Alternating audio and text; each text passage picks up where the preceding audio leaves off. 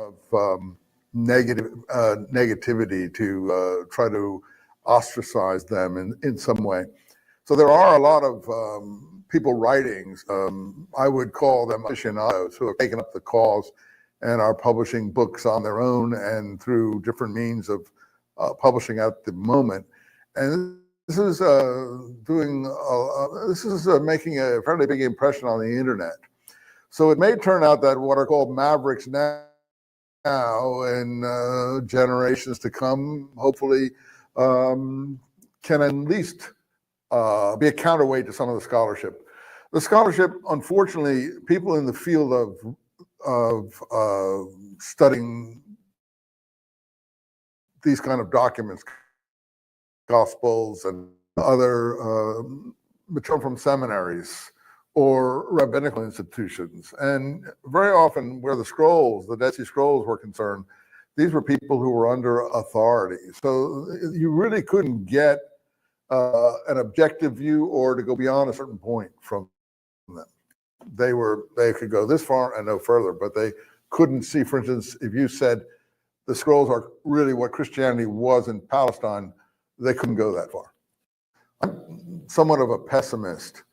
I feel that the authoritative documents are so authoritative in people's minds that even though new points of view come into play, it takes people maybe 30, 40 years of their life to develop these attitudes and points of view, and it's very difficult to pass it on to a new generation. So when young people, a new generation, come up, they just start with the same documents they had in the first place, and the same authoritative point of view hold sway. And I'm not sure if in 2100 or 2200 we won't be looking at the same allegiances that we're seeing now. We're speaking about the Messianic movement in Palestine. I think that I coined that phrase maybe back in the mid-'80s, the 1980s, because when we were looking at the Dead Sea Scrolls, people were using the Dead Sea Scrolls to talk about Essenes. Occasionally they spoke about zealots. And this was terminology that was fairly normative, and it meant certain things to people. But when you looked at the scrolls themselves, they were more than that. And the idea of an Essene, as described, for instance, in the Jewish historian Josephus in the first century, or his earlier contemporary Philo of Alexandria, also in the earlier first century, who spoke about Essenes. When you looked at these people, they were not talking about Essenes vis-a-vis any Messiah situation. But if you look at the Qumran, is the word we use to describe Dead Sea Scrolls, because it's an easier jargon, it's where they were discovered. If you look at the Qumran documents, you'll see that they're full of messianic materials. They have all of these so-called messianic prophecies. They even have collections of messianic proof texts, promises, for instance, to the seed of David, and things like that.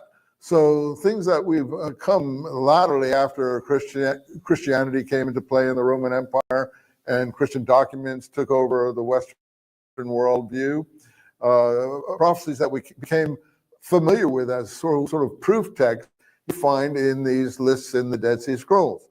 So I began to call this the Messianic movement in Palestine.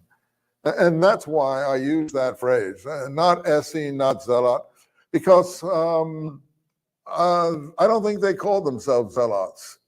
And we've never seen Essene used anywhere but Josephus and Philo. We don't even have it in the New Testament documents. So what were they calling themselves? And there are many names, but I think the whole literature is the literature of, because of these messianic quotes, the literature of the Messianic movement in Palestine.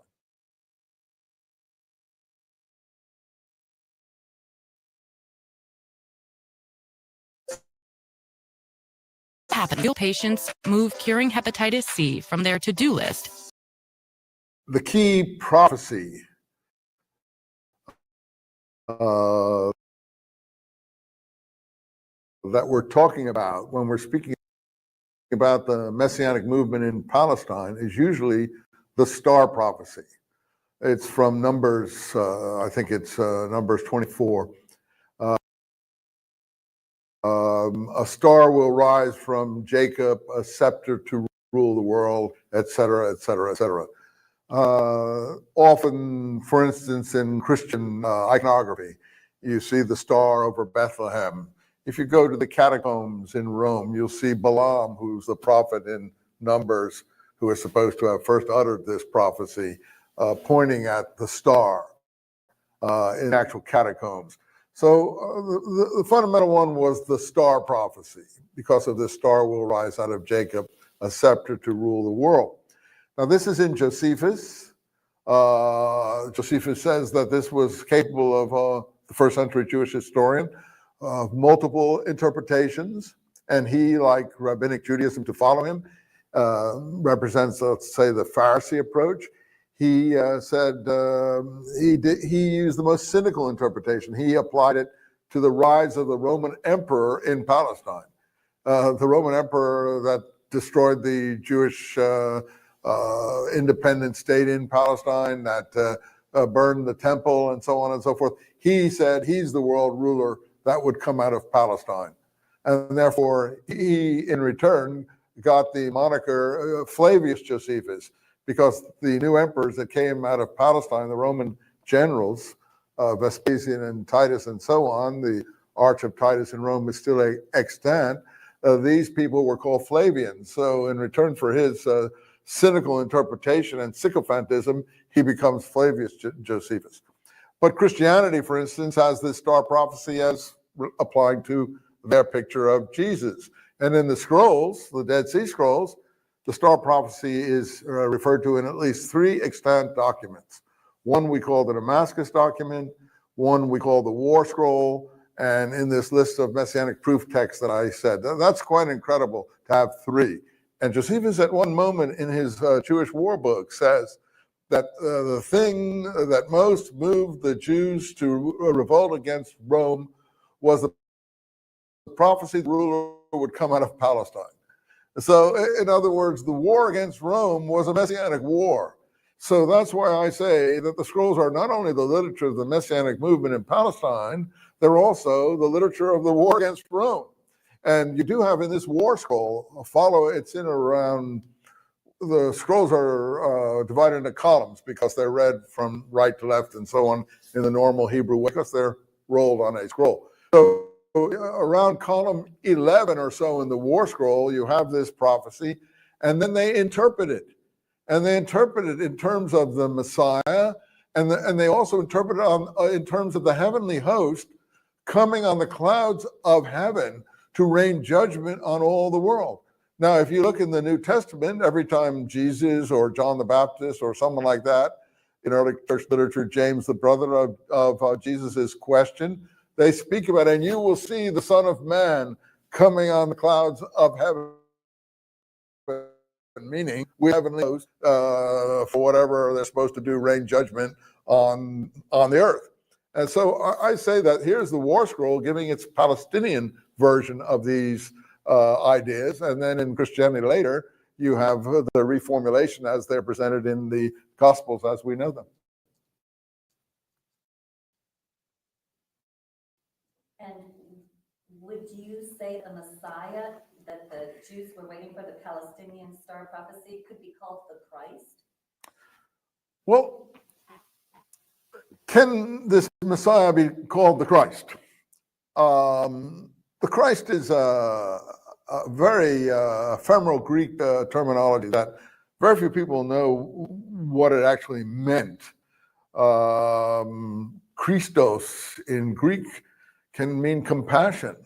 In some versions, I suppose it can mean anointed one. I've never seen how that actually works out, because this is very precise Greek transcription.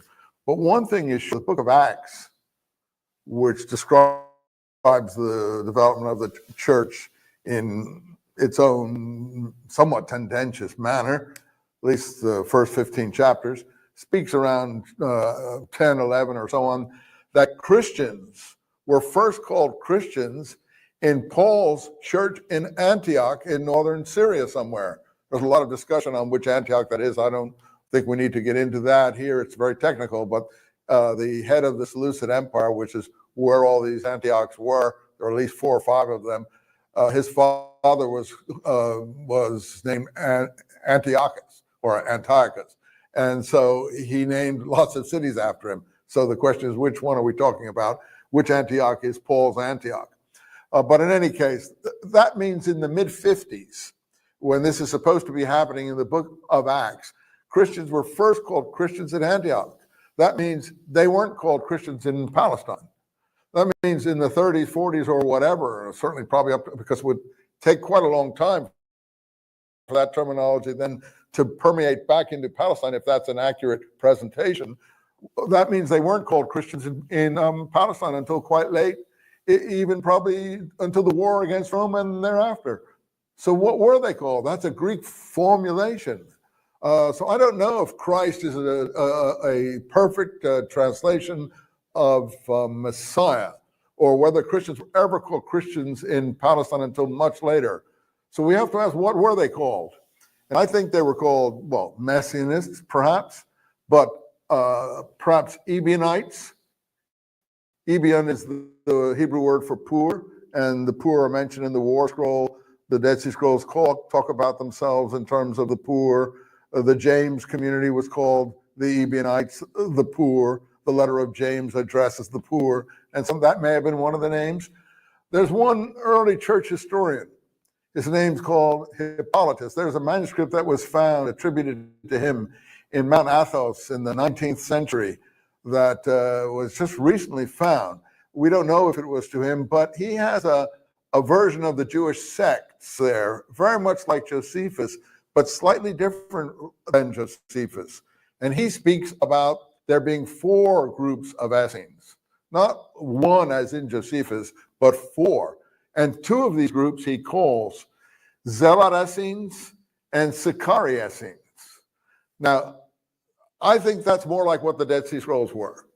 That the Dead Sea Scrolls exhibit Essene characteristics, Zealot characteristics, and Messianic characteristics. And Sicarii was a word found in the book of Acts 2. It's the Greek word for assassin or terrorist. And Josephus, who's writing in Greek, likes to call the extreme nationalist, partisan, zealot groups Sicarii, assassins. But they certainly didn't call themselves this. So that's a pejorative, again, being used. And so you have to say, who are the Sicarii? In Josephus, the Sicarii actually are the ones who commit suicide on Masada when the whole revolution against Rome fails. And in the New Testament, you have this odd character, who we have recently found a gospel in his name, called Judas Iscariot. And people, you just transpose the I and the S and you get Sicarios.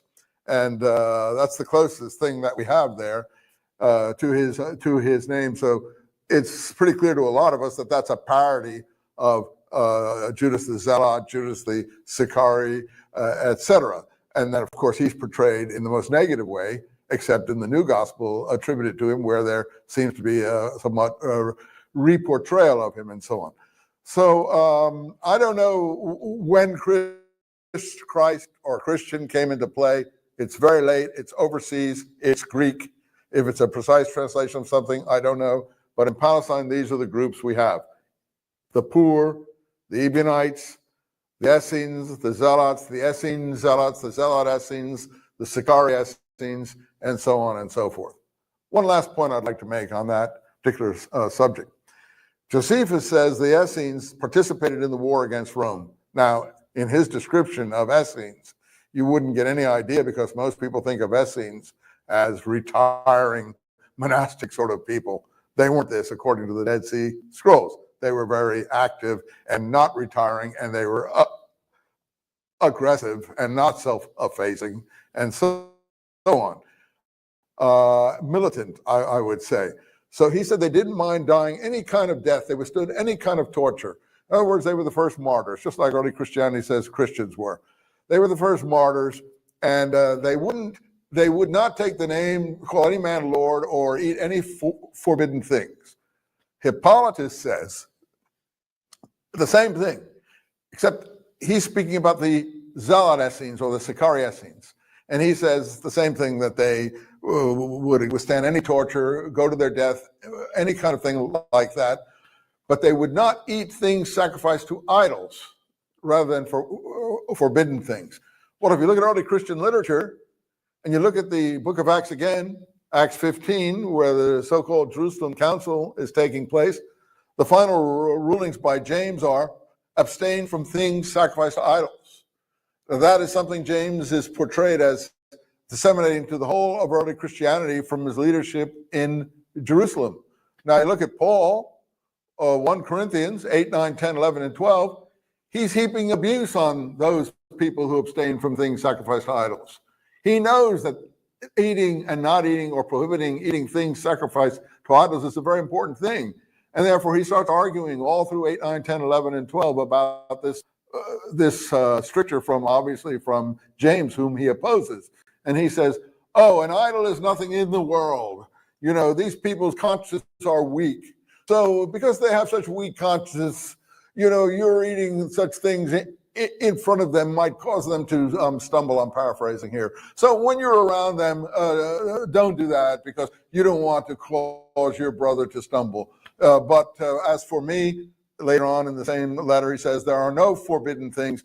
Eat anything in the butcher shops. He also says some of these people in Romans, in the other letter, are so weak that they'll only eat vegetables. So this is how he talks about this. And it shows that things sacrificed to idols and not eating them, what Josephus says, or rather Josephus says is what they were really not going to eat, is extremely important and kind of ties all these things together. Well, yes, the word Christ or Christians can refer to the Palestine Messianic movement. But it's a later term that has been used overseas in northern Syria. Acts, the book of Acts, that describes its version of the growth of what it calls the church, says Christians were first called Christians in Antioch in Syria. Now, that is not a revolutionary movement in Antioch in Syria. That's a Pauline church. They would be opposed basically to the Messianic movement in Palestine. They would be transforming it into something quite different, a pacifist, pro-Roman sort of Messianic movement that we're now all familiar with. So it isn't the same as the Messianic movement in Palestine. It's a later reformulation of the Messianic movement in Palestine. So yes, it can certainly originally refer to that, but that's not what it became, because the Pauline community in Antioch is very different from whatever could have been considered the Dead Sea Scrolls, the James community in Jerusalem, or anything like that. So let's move on to why the Jews rebelled from Rome in 66 CE. Were there statues that were trying to be placed in the temples and they didn't believe in that? Well, there was a revolt of the Jews ultimately in 66 CE or AD, depending on how you like to describe these dates. And as Josephus, the Jewish historian, puts it in the one revealing portion at the end of his book called The Jewish War, he says the thing that most moved the Jews to revolt against Rome was an obscure prophecy from among their writings that a world ruler would come out of Palestine. Well, we recognize that as what the Christian religion considers its Christ or Christianity founder to be. Josephus himself says in his own cynical way that they were mistaken about this, that it actually applied to the destroyer of the Jewish in Palestine and the destroyer of the Jewish temple, the future Emperor Vespasian and his son Titus, who everyone knows from the Arch of Titus in Rome, where is pictured all the prisoners and booty from the War of 66. Now, this war in 66 went on from 66 to 70 AD, and actually the final stages of it are also described in Josephus, in the Masada, which people have heard of, the Masada episode, which is a sort of a plateau or a one of those geographical features you see in Arizona and places, a sort of mesa, yeah, a mesa. This Masada is really a sort of mesa, a kind you're familiar with in like Arizona, on which was built a palace, a step palace, but also it had storage bins and things like that. And he pictures the zealots, but the most extreme wing of the zealots, one of the Jewish parties, he considers, Josephus that is, responsible for the war against Rome, the Sicarii. This is where the Sicarii retreat to. Sicarii is a Greek term. It's named after the knife, supposedly, that he says they carried under their vestments to assassinate their opponents. That's Josephus, who is already prejudiced because he's gone over to the Roman side. But that would be like the curved dagger Arabs even wear to this day. They maybe have used these in various ways, but I'm sure they didn't call themselves Sicarii. That's a pejorative. But on this Masada, they're the ones who commit suicide with all their families and children and everyone else rather than surrender to Rome. So that's the last stage of the war against Rome, 73 AD. So this war against Rome is 66 to 70. The temple is destroyed. There's a lot of discussion who did it, but clearly the Romans did it, burned it in 70 AD, and continues out in the Dead Sea area at Masada. But I think there's some numerology here. That 66, if you look at it carefully, is 3.5 years after the death of James in 62. And I feel that the death of in my work, I have described a sequentiality in these things, that you have these Sicarii or extreme zealots assassinating collaborating priests. So, for instance, the picture in the New Testament, the Gospels, of the high priests and so on condemning Jesus with the Roman authorities, etc., doesn't show you that the people, the general populace, was against this establishment. It uses this as a way of blaming the Jews in some way for the death of their savior and so on. And it doesn't give you the picture of unrest and disaffection that existed in the general population. So the sequentiality is the assassination of one of these priests, the son of the priest pictured in the Gospels as taking part in the trial of Jesus. His name is Ananus, his name, and this one was called Jonathan. Then he's assassinated. Then there is retribution on the Sicarii, probably, I think, the stoning of James, which follows that. Then the fire in Rome, which follows that. And then Nero's using the fire in Rome, supposedly in Christian history, to incriminate Christians, but which is actually incriminating these messianic zealot type people who are probably using the fire in Rome to answer the death of people like their leader, righteous people like James. And then this attempt by Nero to exacerbate the situation in Palestine and to force the Jews to revolt against Rome so he could suppress and destroy them. That's the sequentiality I see. So the 3.5 years after the death of James is the year 66, where the lower priesthood stops sacrifice on behalf of the Roman emperor in the temple, which is the signal for the uprising against Rome. And that's a popular uprising across the board, except for establishment collaborationist groups. Collaborationist groups meaning the Herodians, the Herod family put in power in Palestine by the Romans. The Sadducees, meaning the Romanizing and Herodian high priests, not the Dead Sea Scrolls or Jesus type of high priests. James type of high priests, and the Pharisees, who are pictured as ultimately their leader, Rabbi Yochanan ben Zakkai in the Talmud, is pictured as also, like Josephus, proclaiming Vespasian as a Messiah that would come out of Palestine to rule the world. And in return for that, not like Josephus, he wasn't made a Flavian. He was given a rabbinic academy in what's called Yavne to found rabbinic Judaism. So, but this 66 is a very important date.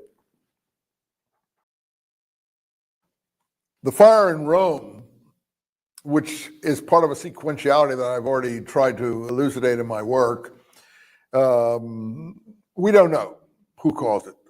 The Christian literature says Nero caused it. A lot of Roman literature does too. Nero claims the Christian caused it.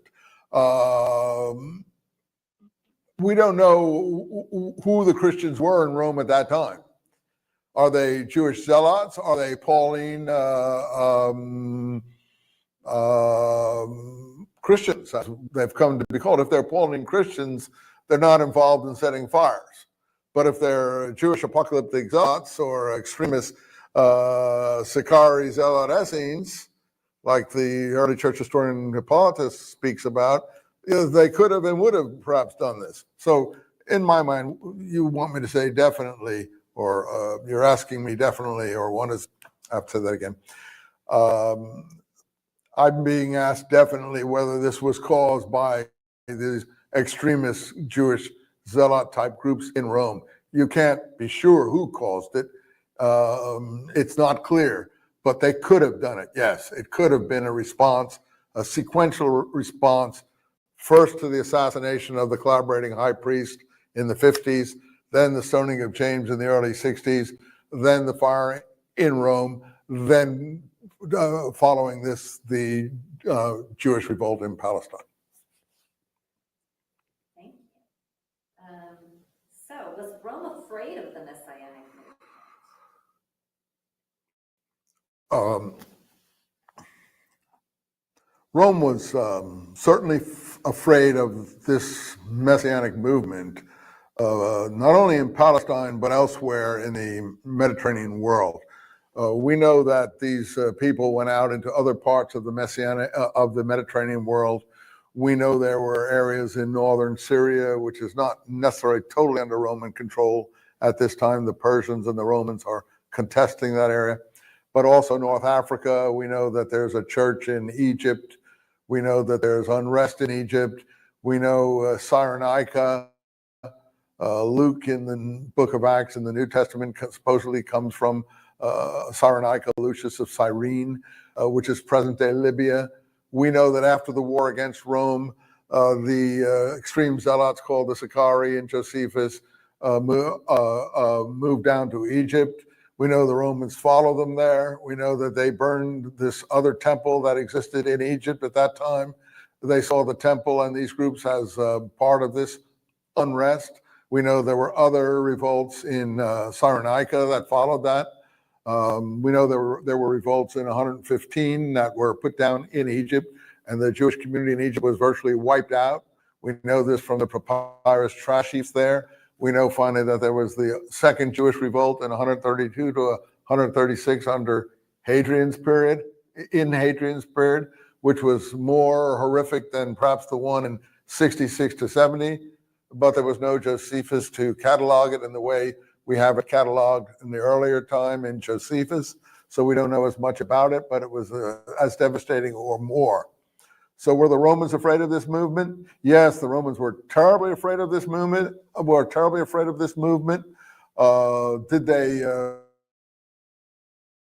they rather defanged, pacified, turned into something that was not as threatening? Yes, certainly they would have preferred such a thing.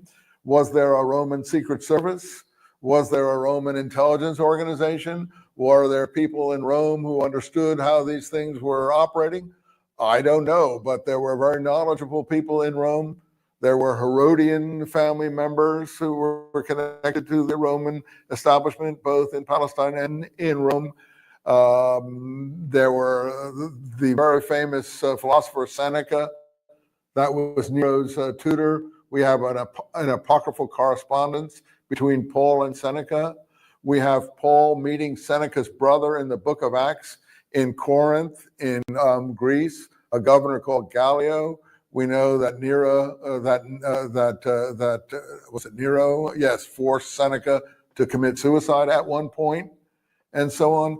We have people who are very knowledgeable. And so I don't know.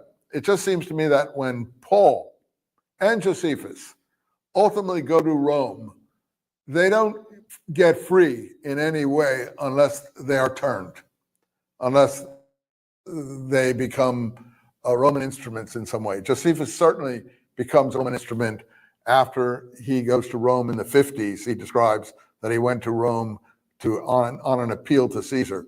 Paul also has an appeal to Caesar in the book of Acts.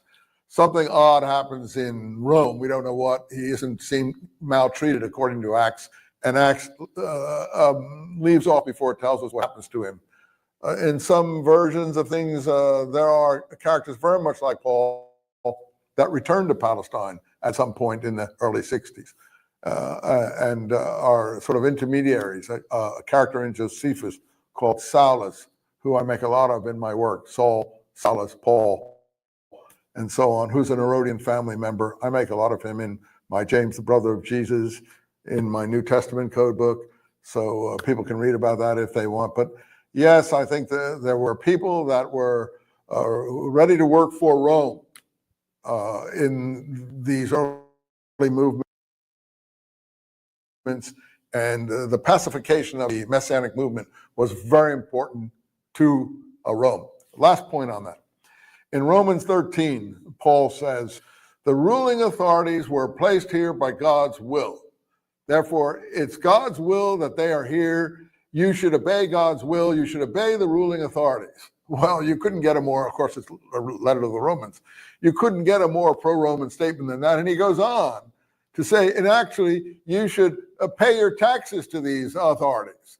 Now, the tax question was the burning question in Palestine, over which these revolutionary movements began 50, 60, 70 years before. He says, yes, you should pay your taxes, and the wearing of the sword will bring its own reward. And he bases this in the next phrases in Romans 13 on one of the favorite passages of these Dead Sea Scroll type, Jesus type, Messianic leader type statements. That is, because you should love your neighbor as yourself. You couldn't have a more cynical interpretation of the famous love your neighbor as yourself, what's called the righteousness commandment, as that includes paying your tax to Rome because they are your neighbors and you should love them as yourself. You couldn't get more cynical. But you see, I'm not a great supporter of Paul. He says some things that are really quite worrisome if you look at them carefully and not just as an awestruck person of faith. Thank you. For our viewers, what would be the most important thing for them to know about the Herodian religion? A lot of people are not really familiar with the Herodian family. They see King Herod as great. We call him Herod the Great. They see King Herod as a Jewish king. This is preposterous. This shows how little historical information is actually being conveyed in the Gospels. Of course, we're not really dealing much with King Herod, except that all the members of the Herod family became called Herod, like all the members of the Caesar family, it became called Caesar in time. So it's very confusing to readers of the Gospels and the book of Acts who the Herod is that they're talking about. But first Herod, the King Herod, the one who died around 4th century or the turn 4 BC or the turn of the eras, he was an Idumean Arab. And it's quite clear from the genealogy and so on that his father was a priest of Apollo, or his grandfather from the city of Ashkelon area. Today that's still called those names. And that he had been either taken prisoner or taken over to Petra, which is in the Arab Transjordan area as it is now. And his mother was from Petra, was Arab background. So this is not a born Jewish family in any way, shape, or form. I'm not hurting the Arabs. It's an Arab family. And how are they king of the Jews? How do they become Judean kings? Because when the Romans conquered Palestine, they were looking for people who were aiding and abetting them. And it turned out that Herod's father was one of the intermediaries who participated in the Roman conquest of Palestine under Caesar's opponent, Pompey, in 63 BC, when the temple was first stormed by Romans. So Herod's father was in that process of bringing Roman troops into Palestine, and became the first of Palestine. And Josephus describes that these people became Roman citizens in perpetuity, his whole family. So all Herodians were Roman citizens. There later on, 3 or 4 generations later, you get Paul or Silas. He's got a Roman citizenship. How has he got a Roman citizenship? That doesn't prove it, but one of the aspects of his being from this family is that this is the reason he has a Roman citizenship. I'm sure Jesus didn't pull out a Roman citizenship. I'm sure James didn't pull out a Roman citizenship. I'm sure none of these people had Roman citizenships, only someone like Paul. He came from a very upper class family, probably of Herodian background. So who were the Herodians? They were a Greco-Arab family, somewhat possibly Judaized, though only Judaized when it was convenient to please the subjects they were given, who were put in power in Palestine and destroyed the previous Jewish ruling family, the Maccabean family, root and stalk, even though they used some of them to climb to power. So Josephus describes how Herod destroyed his grandfather-in-law, who he had married a Maccabean princess, Herod did. He destroyed her father.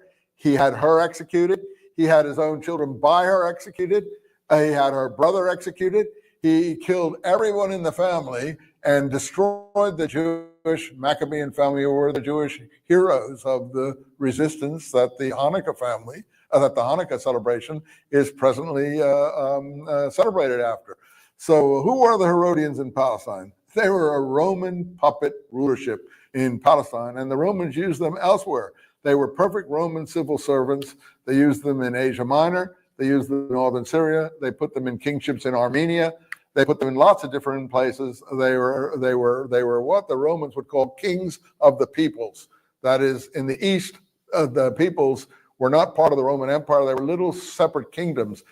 And often families like the Herodians were put in power, but these were people with total Roman allegiances. Actually, I had a professor when I was young at college who used to say poetry was truer than history. And I think basically he was right about that. It isn't what actually happened that really matters. It's what people believe happened. And the beliefs are in the old myths, or in the old Greek legends, or in the old Greek stories. Somebody was applying it to that, but it's also in things like the Christian and somewhat even in the Jewish Bible. It's what the myth, what the poetry says that matters, not what actually happened. So each new generation, whatever you say, is going to hear the myth, and that's what is true for them. And what follows is the actual history is much too complex for the average person to ever get their head around.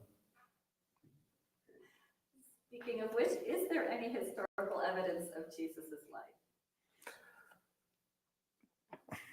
The question of Jesus's existence is a very difficult one. I mean, people have been arguing about it since Albert Schweitzer's time and before. It's known as the quest for the historical Jesus.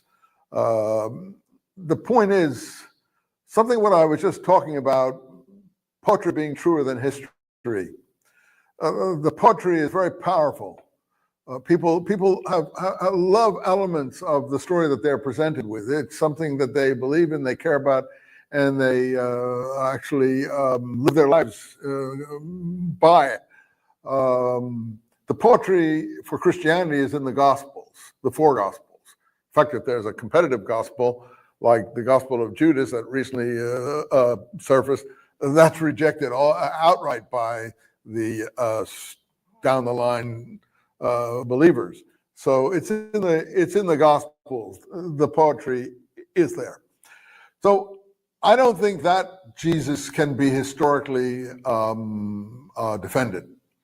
I don't think there's any evidence that we can extend to that particular Jesus.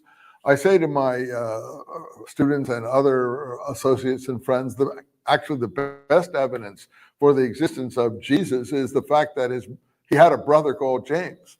Now, we can document pretty good a lot of things about James, because the material about James hasn't been mythologized to the same extent.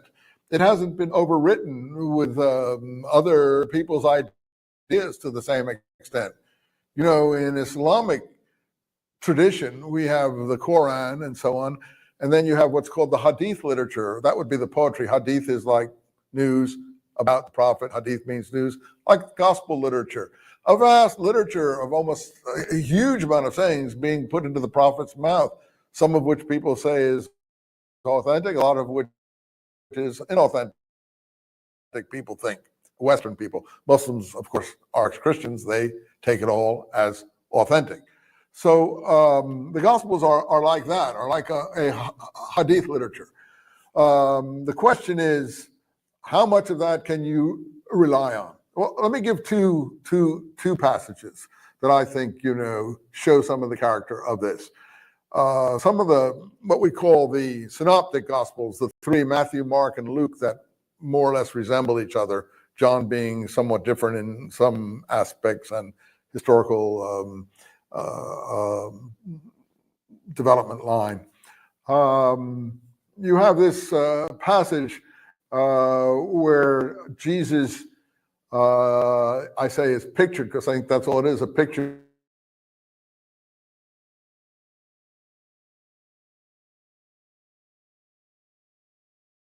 or however it is, to cure them of being deaf and dumb or something like that. Now, look, those are the characteristics of Hellenistic,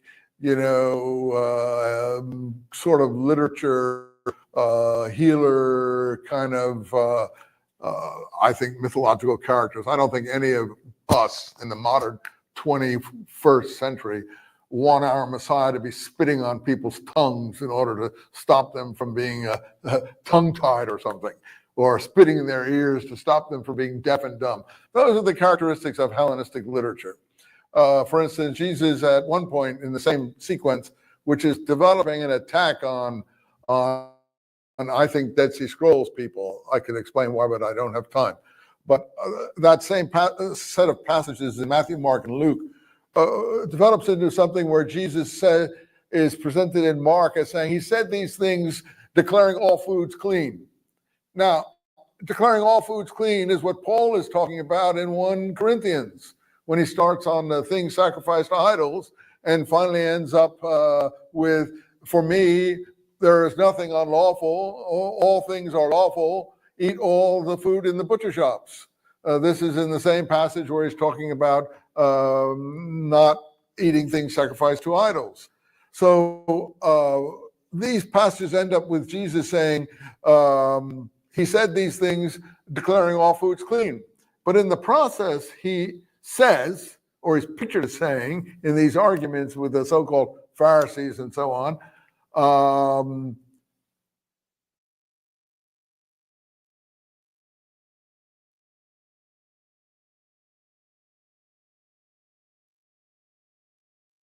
Energizer's 3-in-1 child safety features. You should actually not have to wash your hands before eating.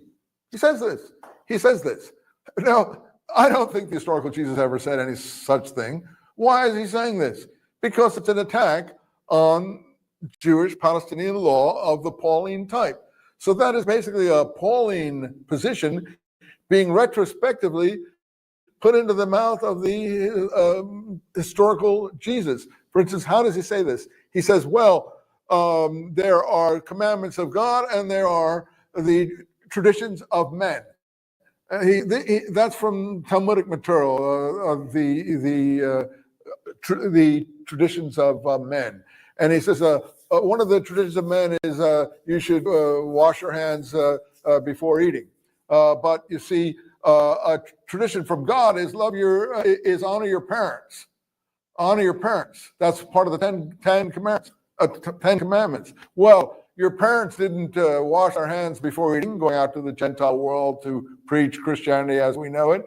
Therefore, you shouldn't have to either, because that's a commandment from God, and the commandment to wash your hands is only a commandment of men.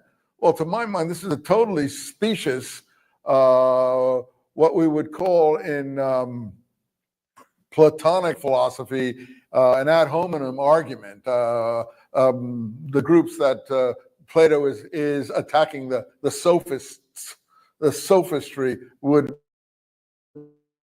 argue in this manner. And I don't think any of us now would say, oh, you shouldn't wash your hands before eating. So, those are things I wouldn't attribute to the historical Jesus. So what about the sayings in the Gospels? Can we rely on them? I'm not sure.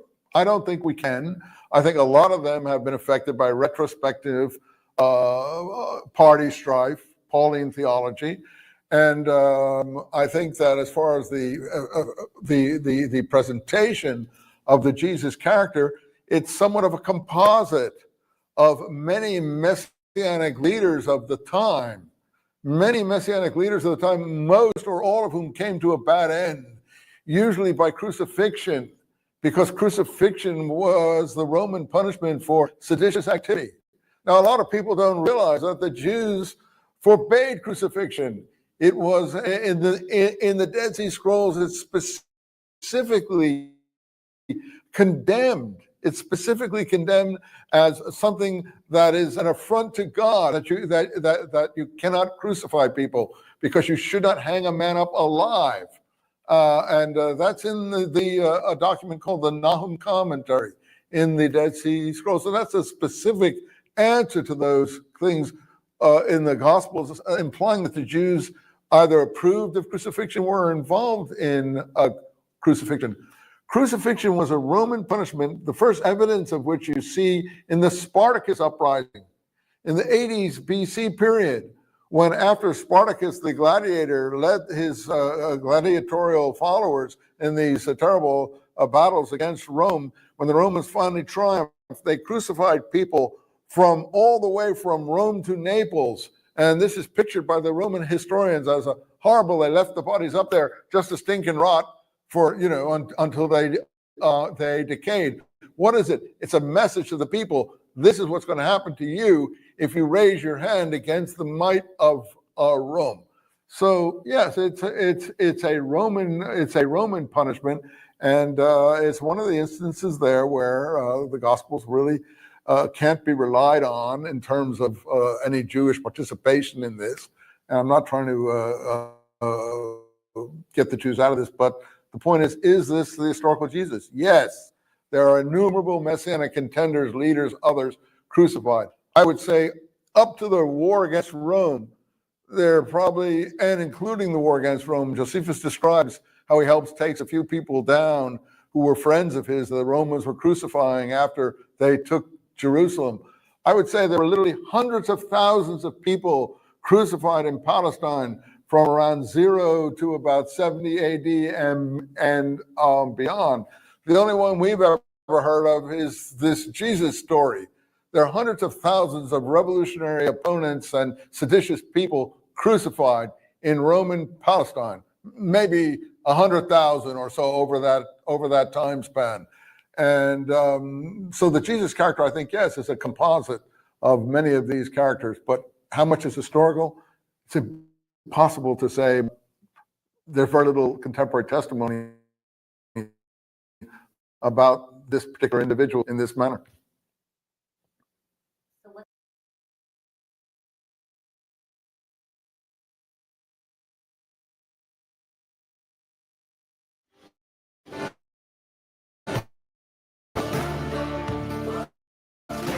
There's a reason nobody talks about the great in. So what does the name Jesus mean? Well, you see, the name Jesus is a Greekified transliteration of the Hebrew name Joshua, which in Hebrew is Yehoshua, which gets shortened in conversations to Yeshua, and then over into Greek becomes Jesus in Greek transliteration.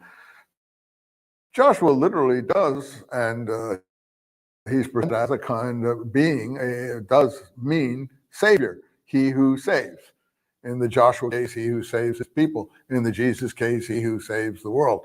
But it has a theological impact. Now, was there an actual Jesus person in Palestine? Well, there are lots of people with that name, but was there one crucified in this manner?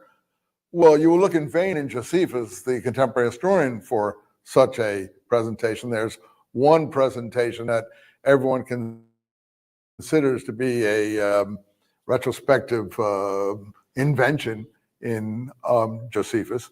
But was there such a person crucified? We don't know. Now, was Jesus called Jesus? Well, if you know your Gospels well, you will see the fact that he has 4 brothers, and the 4 brothers come with Mary, the mother, and they're called James, Simon, Jude, and Joses. If you actually look at the Greek, Joses in the Greek, JSS, and Jesus, JSS, really is basically the same Greek name. So we know a lot about James. We get to know over the course of time in the native Hebrew literature, I'm not talking about the Gospels now, a lot about Simon. I think we know a lot about Jude, not only Jude, the brother of James in the New Testament, but Judas Iscariot as presented in the New Testament and others by that name. But Joses, we don't know anything about any Joses. I think that Joses is actually Jesus, but it could be Joshua, Joses, Josiah. I don't know what it's based on. But the point is, as the Jesus picture develops over the first century and maybe into the second, people haven't agreed how old the Gospels actually are, that what happens is that fathers become uncles, brothers become cousins, and I think people like Jesus himself, or I don't know how to put it, turns into his own brother, or vice versa, his own brother turns into him. In other words, this is a way of distancing physical members of the Messianic family, if you want to call it that, or Messianic families like this, away from the supernatural Christ. The supernatural Christ is the basis of what Christianity becomes in overseas communities like the Pauline community in Antioch in northern Syria, where Christians were first called Christians according to Acts. The supernatural Christ is the basis, basically, of Paul's writings. Now, I don't think Jews ever believed in the supernatural Messiah as such. There are some indications of some supernatural aspects to the Messiah in the War Scroll. He says, because the War Scroll, when talking about the star prophecy, speaks out a prophecy about, and Assyria will fall by the hand of no mere man. And it goes on to talk about this no mere man. So there are some hints at that. But normally speaking, the Jews weren't talking about a supernatural being, and certainly a godlike being. So as the supernatural Christ idea in the Greco-Hellenistic Roman world develops, the members of the family get pushed further and further away. And I think actually Jesus turns into his own brother.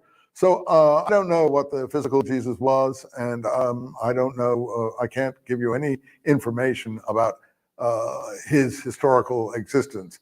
But I have said that who and whatever James was, Jesus'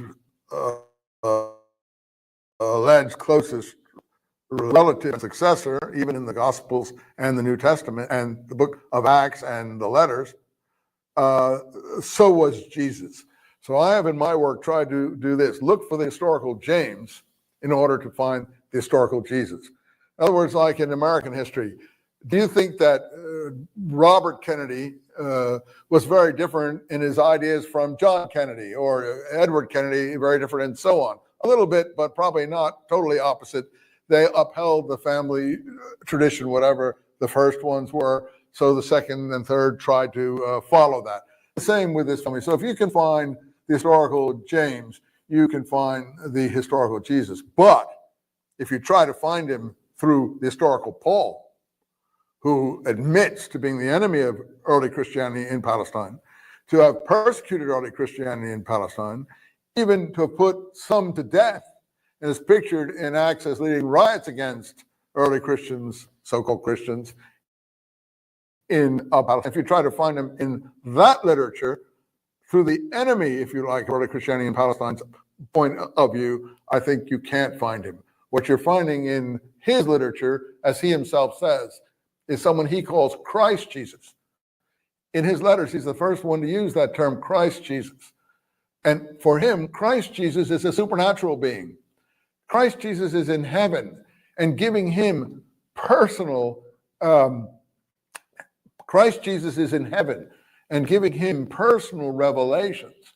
And he considers himself to have a personal contact with this supernatural Christ in heaven, who has appointed him an apostle, as he calls it, an apostle to the Gentiles. The beginning of Galatians. I, Paul, an apostle, not by men, i.e., not by the Jerusalem church, not by James, not carrying letters of appointment by James, but by Christ Jesus himself. That is direct appointment by the supernatural Christ, who he never saw, never encountered, and never met in his lifetime. So to my mind, a person of that kind is basically reflecting his own ideology when he speaks about these supernatural visions. And if you're looking for the historical Christ, you've got to look to these other people. So going back to the original point, who and whatever James was, so was Jesus. The Jews would have reacted to the portrayal of Jesus Christ in the gospel very, very, very negatively, as he's portrayed in the gospel, because he's basically Paulinized, talking about things like don't wash your hands before eating, things of that kind, or paying the tax to Rome, very, very unpopular. So we know the whole war against Rome was based on not paying the taxes to Rome and so on.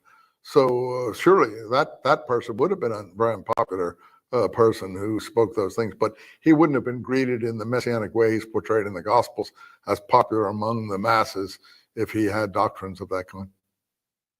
Which is why I say, if you want to find the doctrines of the historical Jesus in Palestine, go to the historical James, who's very popular. We know this from early church literature. We know this from other documents, like one called the Pseudo-Clementine Recognitions, that pictures the popularity of James in his time in Palestine. That is a kind of opposition Acts, very different from Acts. By the way, we have a Peter in the Pseudo-Clementine. They're called Pseudo-Clementines because the church has said they're pseudo, false writings under the name of Clement, but they're no more false than any other document. It's just that doctrinally speaking, they're not acceptable. Anyway, we have a Peter in the Pseudo-Clementine Recognitions, who is a gentle Peter, an Essene type Peter, a Peter who wears threadbare clothes, a Peter who bathes every morning at dawn, just like the Essenes are portrayed as doing in Josephus and in the Dead Sea Scrolls, and a Peter who never utters anti-Semitic statements, as the Peter in Acts is continually pictured as doing, and a Peter who is a total follower of James, who is totally not only subordinate to James, but honors all of James's instructions. Okay, now These were people, by the way, these people like Peter, or as pictured in the Pseudo-Clementine Recognitions, not in the book of Acts, or someone like James were very popular in Palestine. And I believe the Essene Zealot movements were very popular in Palestine. that was a good one. Now we get to a personal question. Can you describe your personal struggle in getting important information about the Dead Sea Scrolls to the public? Well, the struggle over the freeing of the Dead Sea Scroll was the struggle over the freeing of the Dead Sea Scrolls was very difficult, only because of the entrenched positions that people had in different areas of the debate. I personally hadn't known that the scrolls were not all revealed until very late in my teaching career at California State University in Long Beach. It wasn't clear to me. It was only after speaking to several scholars of different kinds that I discovered that most of the materials of the scrolls hadn't yet been published or were even available to the public. So when I was a National Endowment for the Endowments Fellow at the Albright Institute of Archaeology and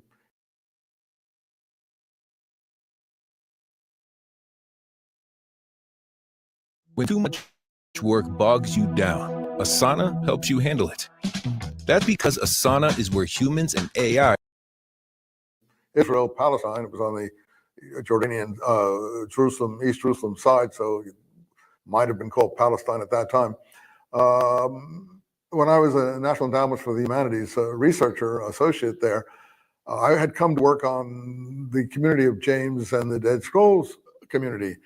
And there was literally nothing I could do there because of the fact that the scrolls were unpublished. That's when I began this campaign to try to open up all the scrolls so everyone could work on them and not just see them through the tendentious view of one set of scholars who had control of them, mostly under the authority of certain church members in Palestine, but some academic people at Harvard and other places like that. Joe, of course, describes you as a very heroic figure, and you test in scholarship because of your work in getting that information out to the public. Well, some people may consider what I was doing heroic. It was only heroic because of the defamation that occurred in the process of trying to do this. I mean, we were not doing anything wrong. We were just trying to open up these materials to public scrutiny, and so every scholar could approach them individually and not be under anyone's authority. And also, we will, Chinese phraseology, let 1,000 voices sing. But the reaction and the, I consider, in fact, vitriolic defamation was so strong in some areas that it looked like we were being heroic in some manner. We certainly didn't feel heroic at the time, but in retrospect, some of the vindictiveness makes one feel that it was a somewhat courageous struggle. So what was in the scrolls that made them so defensive about bringing them out? The scrolls, the Dead Sea Scrolls produced this vitriol among certain quarters of the academic community because people had their whole scholarly reputations tied up in their interpretations and still do. The what we call scholarly cabals or scholarly consensuses have reformed. We've hardly dented them, frankly. People are still being taught the absolute same things about the scrolls as they were before they were all out, because everything has reformed, because that's the way scholarly sort of consensus or academic yay-saying fellowships work. It's sort of like a curia. A certain doctrine takes hold, and if you don't go to that doctrine, you don't get into the certain graduate programs. You don't get the Dr. Fotters, as they're called, the professors, to entertain your theses. Your theses are poorly reviewed in journals and so on and so forth. It extends very, very wide. In the scrolls, it had additional ramifications, like in this book here, the Dead Sea Scrolls Uncovered, which we printed some of the first documents from the unpublished materials that we saw after I got my after all the pictures came into my possession. We were able to look to look them over.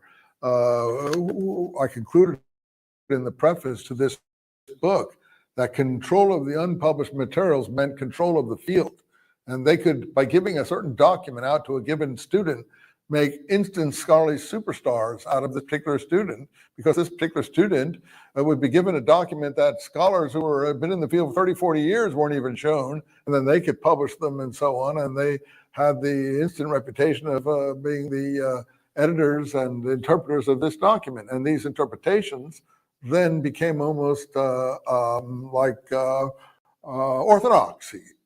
So yes, it was a very harsh environment, and I think ultimately to open them up was to break the monopoly. But that doesn't mean that by breaking the monopoly, what we saw, you see, in the materials was material that resembled early Christianity. So to break the monopoly would be to break open the debate concerning these materials further. Just because you open them all up doesn't mean you win the debate in the end. The debate in the end in the academic world is dominated by the academic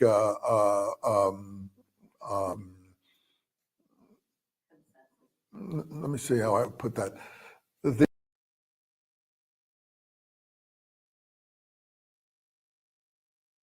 MK226 on PlayStation 5. Check this. Oh, watch me hit. The debate in the end in the academic world is dominated by these academic professorial consensus. And you're not necessarily going to penetrate those things in the near term, because those people have their academic reputations totally tied up in them. It isn't like physics that an Einstein can go out and say, okay, let's see if light bends around the moon or one of the planets or Mercury or something like that. These people have their academic reputations built up on their theories. And in their lifetime, they're never going to say, I was wrong. I have never met a scholar yet who's saying my early theories were wrong. That's never going to happen. Now, some of their students might be influenced in the generations that follow by the new people, by the new materials, but never any of the presently active academicians who've been active during the time of the opening up of the scrolls. There's a theory, or some people think that people were hiding things. I never ascribed to the idea that things were being purposefully hidden. I think they were being seen through this myopia of people's backgrounds and training. And they wanted control of the document, shall we say, not only for their own academic prestige, but to pass it on to their students and so on and so forth. It became a self-perpetuating monopoly.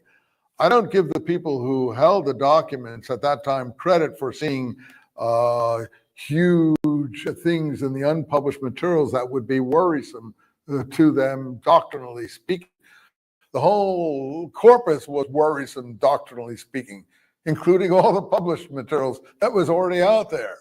It's just that by controlling the publishing pace and network and the way it went forward, they controlled the interpretation. By controlling official documents, they controlled the interpretation. So I don't believe in this conspiracy that there was an attempt to suppress information as such. The information was already all out there, the star prophecy and so on and so forth. The point is that yes, they may have had a feeling that there were crazies coming in. I heard one person put it, let's go slow. Someone who worked on the early documents reported this to me when I was a National Endowment for the Humanities fellow in Jerusalem. This fellow since passed away. He was very involved in the people who were editing the scrolls, because he was a German scholar who could actually do the work. The priests and others who were involved in it, a lot of them couldn't even do the work that well, but he could. And he told me they said, let's go slow till the crazies go away. And they meant by crazies people who were trying to identify this with early Christianity in some way.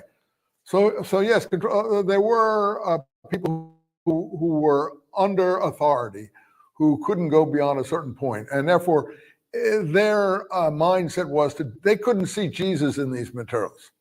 Father Milik, one of the editors with Father DeVoe of the materials, who were part of the international team that the Jordanians put in place after the division and partition of Palestine and the takeover of Jerusalem and the museum, the Rockefeller Museum, by the Jordanians in the early 50s. Father Milik said, yes, these documents would look Christian, but there's nothing in them resembling the supernatural Christ. Well, he's basically saying what we're saying. Yes, of course, there's nothing in them resembling the supernatural Christ that we're familiar with, because these are not so-called Christian documents that we're familiar with overseas and in the modern Western world. These are Palestinian messianic documents that preceded this, that were what was the authentic messianic movement before it went overseas, was Hellenized and became Polonized. So of course, there wouldn't be anything like this. So for him, this meant the documents had to be way, way, way pre-Christian. So they pushed them as far back into the 1st century and 2nd century BC as their mind could encompass. And this was all that I saw what was really happening. So people with an opposition viewpoint, they froze out of the process. They didn't show any documents to. They didn't allow into the official editing process. They weren't part of the official teams. John Allegro was part of the official team because he had some disturbing ideas. He was actually not only frozen out, but ultimately cast out of the editorial teams. Unfortunately, John Allegro sort of self-destructed thereafter and played right into their hands, because it was at the time of the hippie movement, and he got into the whole idea of hippie sort of drug-related culture and so on, and wrote some silly books thereafter. But the point was that people were thrown out, and ultimately it was a consensus dominated by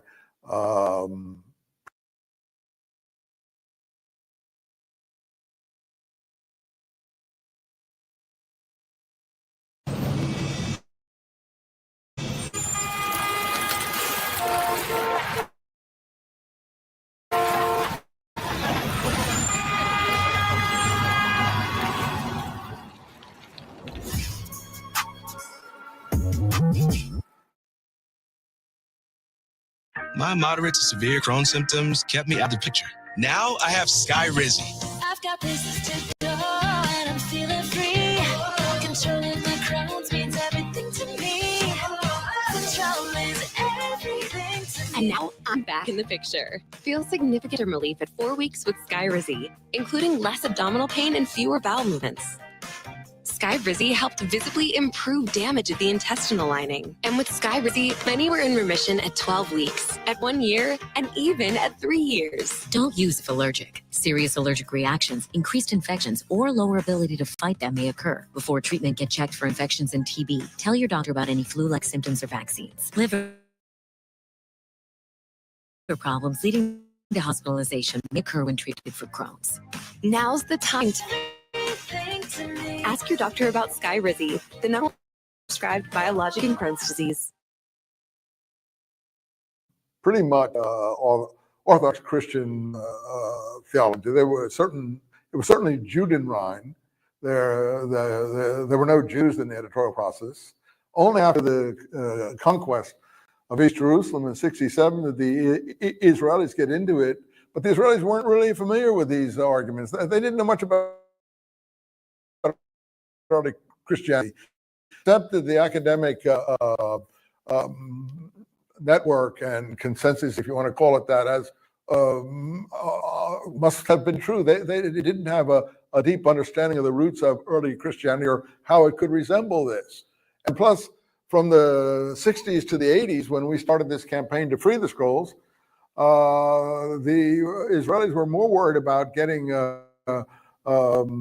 good Roman support, or Roman Christian Catholic support in Rome from the Vatican and other places for what they were trying to accomplish in Jerusalem. The scrolls were very low on their registry at that time, or or their totem pole, if you want to call it that. Oh, but since we started their campaign, and we were behind the campaign to free the scrolls became world famous. Oh no, suddenly the Israelis all bought into it. And now you get Israeli exhibitions all over the world of the scrolls and so on and so forth. And you get Israeli editorial teams, et cetera, who all bought into it. But that was after the fact. They never helped. In fact, they also opposed it because they followed the consensus. And the people who got into the Israeli editing processes were people who followed the original consensus. So to this day, no opposition people get into the official editing processes. So the important thing about throwing the scrolls open is to, again, like I said, let 1,000 voices sing. And that was the point of Professor Robinson in Claremont, who was instrumental in helping get the Nag Hammadi Gnostic Gospels and materials out, that we said in our preface. We wanted it to be open to all scholars, so no one had an advantage over any other scholar. For instance, they used to have academic conferences where you could bring a new document to the conference that no one had ever seen before, and then you can claim, oh, well, you never saw this document, and here we have it. One of the most famous documents of this kind was MMT, Mixat Maseh Torah, and this document, there were actually lawsuits ultimately in Israel concerning. I was involved in them, unfortunately. I was dragged into them, even though we didn't need that particular document to do any work with, because we had all the pictures anyway. Why did we need someone else's transcription of this document? But because the publisher of this facsimile edition that we had done put it into his publisher's forward, we were dragged into put a picture of a publication of this document that was done in Poland. We were dragged into it because Robinson and I, considered the editors of this collection of photographs. We purposely called ourselves, we abjured the term editor. We said the facsimile edition of all the photographs, 1,780 or so of the unpublished scrolls, we called it prepared with a preface by Eisenman and Robinson. And the translation into Hebrew went editor. So we got dragged into the process, but we didn't need MMT. But that's the kind of thing that occurred: lawsuits, all sorts of trouble. So yeah, it became a very fractious and spiritually wounding process.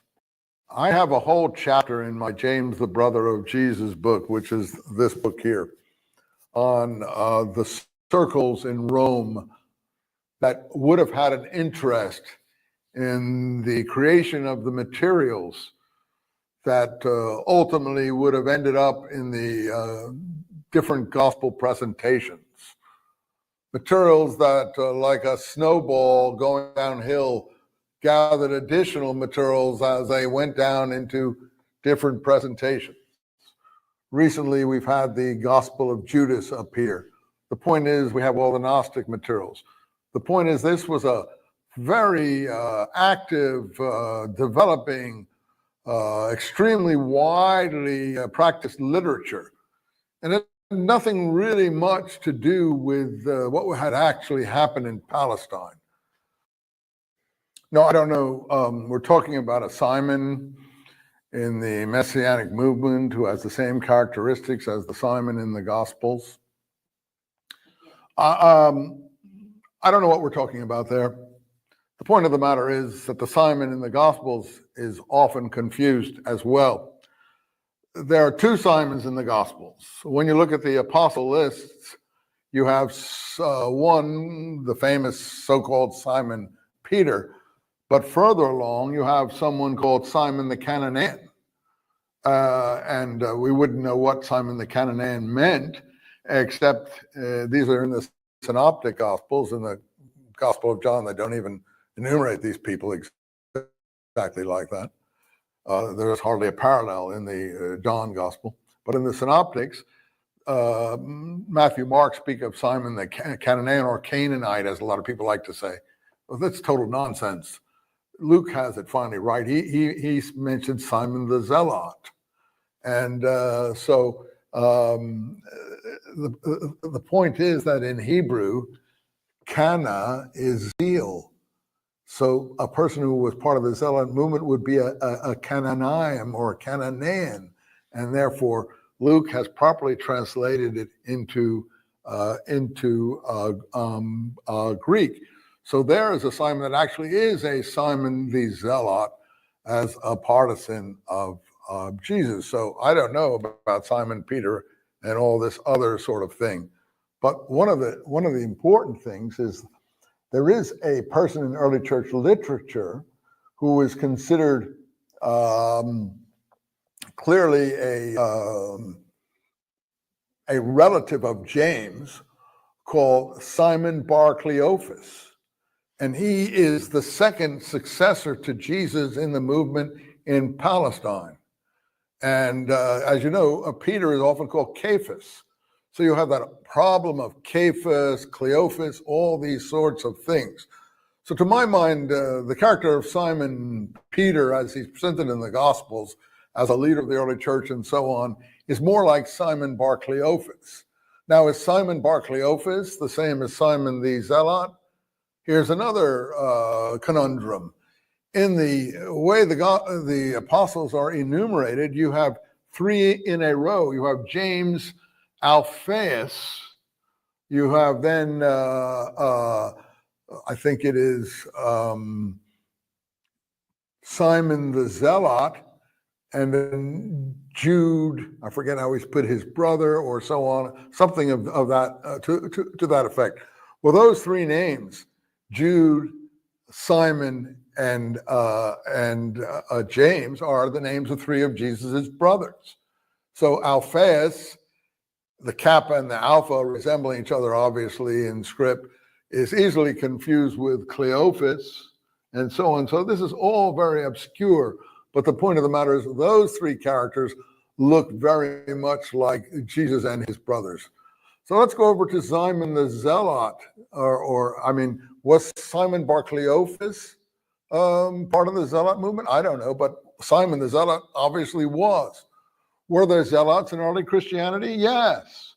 Acts 21 says when Paul makes his last trip, and that is a part of Acts that most scholars consider to be fairly authentic, because it's what we call the we document.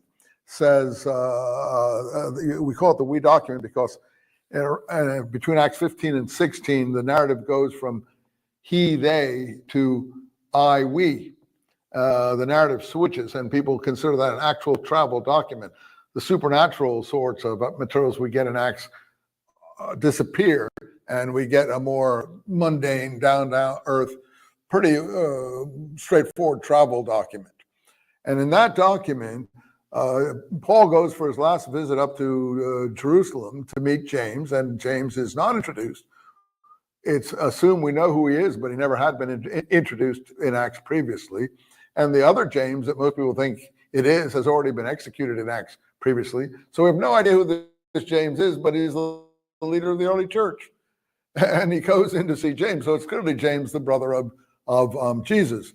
And James then says to Paul, it says that, everyone was greeted Paul enthusiastically and so on.